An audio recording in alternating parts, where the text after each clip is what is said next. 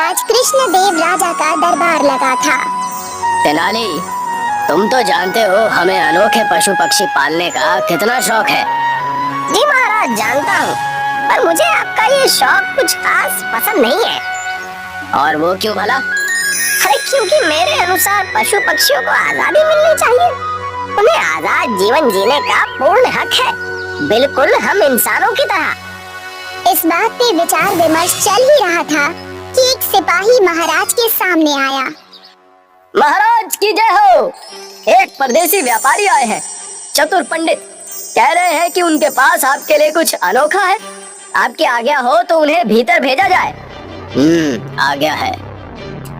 प्रणाम महाराज, मैं कल ही मध्य प्रदेश लौटा हूँ और महाराज आपके लिए मेरे पास कुछ खास है। चतुर पंडित के आदेश पर दो सेवक एक बड़ा सा पिंजरा लेकर दरबार में आए।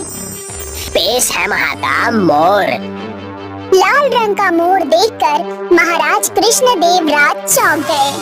दरबार में तेनालीराम भी थे, जो विचारों में डूबे हुए थे।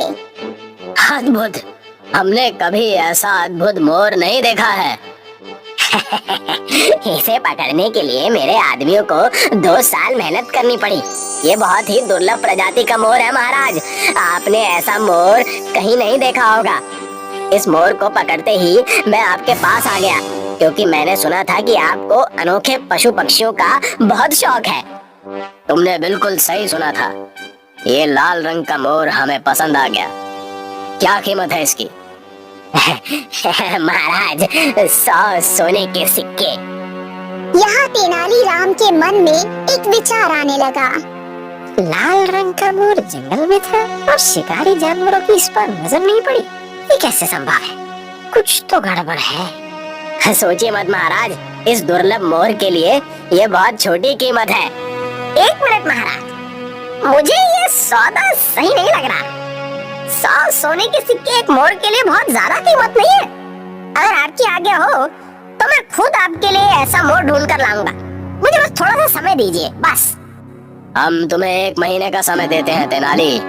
1 महीने में तुम ऐसा लाल रंग का मोर ढूंढ लाओ। ठीक है महाराज।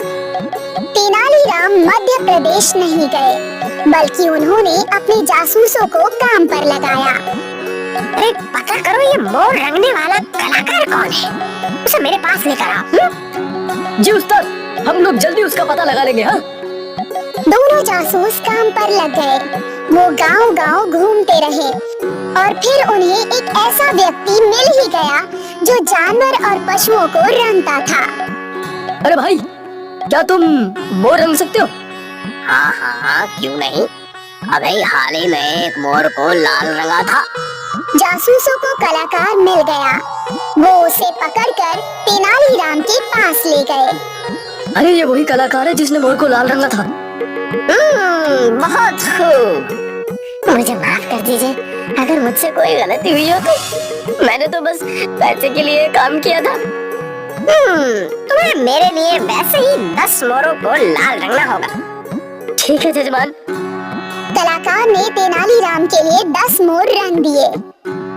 बहुत अच्छे। अब तुम्हें महाराज के सामने चलना होगा। नहीं जजमान, मैं बहुत गरीब आदमी हूँ। अपना पेट पालने के लिए सब करता हूँ। कहीं महाराज ने मुझे दंड दे दिया तो मेरे परिवार का क्या होगा? तुम फिक्र मत करो, तुम्हें कोई दंड नहीं मिलेगा। उल्टा तुम्हारी कलाकारी को सराहना मिलेगी। ये मेरा वादा रहा। अगले दिन तेनालीराम सही बगीचे में पहुँचे। वहाँ महाराज लाल रंग के मोर को दाने डाल रहे थे। प्रणाम महाराज। अरे तेनाली, तुम लौट आए। क्या तुम्हें लाल रंग के मोर मिले? जी महाराज। तेनालीराम के सेवकों ने पिंजरे सामने रख दिए। अद्भुत, तुमने ढूंढ लिए। 100 सिक्कों के हिसाब से हम तुम्हें 1000 सोने के सिक्के देंगे। नहीं महाराज, इनका दाम इतना नहीं है। तो कितना दाम है इनका? एक लाल रंग का डिब्बा, पानी और एक सोने का सिक्का इस कलाकार की कलाकारी के लिए।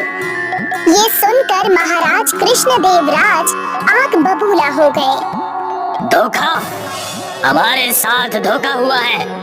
हम उस चतुर पंडित को बिल्कुल नहीं छोड़ेंगे। सैनिकों, जाओ उस दुष्ट को यहाँ लेकर आओ।